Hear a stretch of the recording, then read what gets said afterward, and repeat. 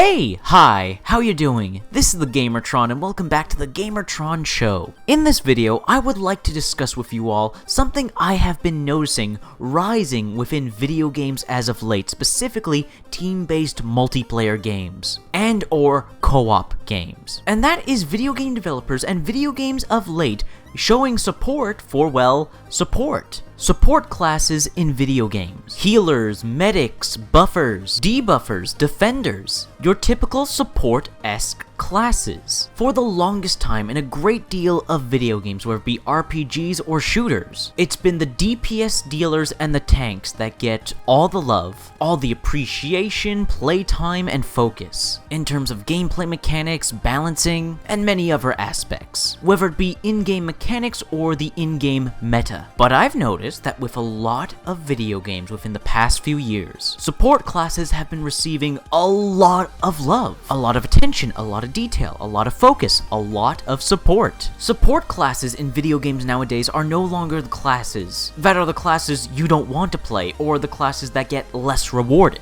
If anything, they're somewhat more rewarded. I'm talking about with video games like Overwatch, Battleborn, The Division, Rainbow Six Siege, Evolve, and those are just a few games off the top of my head. In those video games, and many more, the support classes have a much bigger role to fill than usual. With a lot of older video games, some specifically MMOs and RPGs, the healer and other typical support classes are usually sometimes the least popular or least effective class to pick from in the game, with DPS dealer and tank usually being the classes that everyone aims for, the classes that get the most attention. But in all the video games I previously mentioned, the support classes and or characters in some cases can be the determining factor in whether a game is won or lost. In Overwatch, the healer Mercy, she can change the tide of a game in seconds, and is usually the most rewarded and appreciated player on the team, consistently getting plays of the game and upvotes from teammates. In Battleborn, the character Miko, the kunai knife-throwing mushroom lady medic, is already a fan-favorite character amongst the Battleborn community, as her ability to heal teammates, poison enemies, and consistently keep the team alive and in the fight makes her an invaluable, well-rewarded, and well-respected character and class to pick and play as. When it comes to The Division, since anyone can change their gear, stats, and abilities at any time, most Division players try to find a balance between support and offense, bringing support stations, deployable turrets, scan pulse, and mobile cover to equally benefit themselves and their fellow teammates. While it certainly is possible to go full tank or full DPS in The Division, it's highly recommended, expected, and appreciated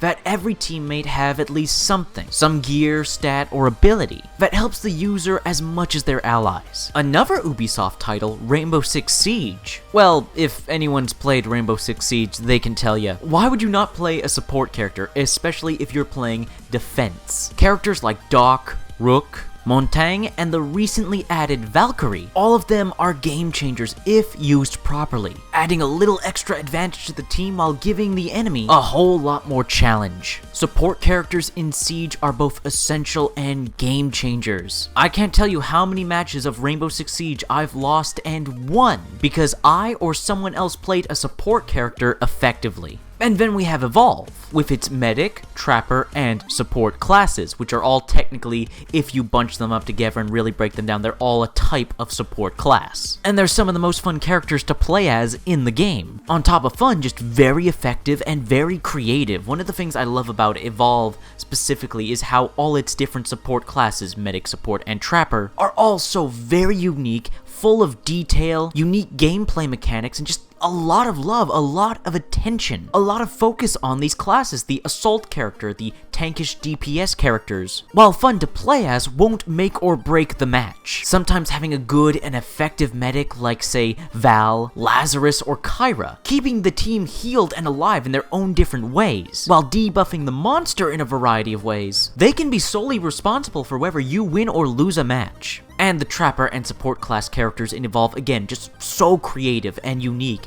and give you a variety of ways to buff your teammates, debuff the monster, and really truly have you contribute to the team and the game. Look at all these video games, look at all these classes and characters, look at all the supports are getting. If you've been looking at the overall video game meta with a lot of multiplayer games, whether it be MMO, RPGs, or shooters, a kind of constant, well-known rule within that meta is that DPS and tank are the way to go. They're the most fun, most effective classes to play as. Nobody wants to play medic or support, and if you do have to play those classes, you're unlucky. And some idiots, not everyone, just some real thick-headed, stupid individuals within the gaming community would even say you're playing a support character because you're not good at the game. Oh, those people. They have a good smack on the noggin owed to them. Support classes are important, always have been important. They've always been an essential piece of team composition and class options. You need the medics, the buffers, the debuffers, the defenders. You need these classes to succeed. Yet for quite a while, video game developers, video games, and video game players had been enforcing this notion that playing support is unimportant or not as fun as the typical tank DPS classes. I'm glad to see video game developers and video games in general coming around to the idea that playing a support class in a video game is fun to play. It's effective, it's essential, and it deserves to have the same attention and balancing, love and respect that other classes in video games usually get. Playing a support character, a buffer, a debuffer, a medic, a defender, the general subclasses within support classes, they are rewarding, they're interesting, they're dynamic, and they're fun, especially in the video games I have mentioned throughout this video. And there are many more. Warframe, Team Fortress 2, Payday 2, and many more games. Believe me, as much fun as it is beating the snot out of enemies as attacker classes or soaking up a ton of damage feeling like an unstoppable force as a tank class, as fun as that is, there is no doubt that is a ton of fun. Lending a helping hand to your teammates, to your friends, keeping them alive, making them stronger, bringing them up where they fall down. That in itself is satisfying, rewarding,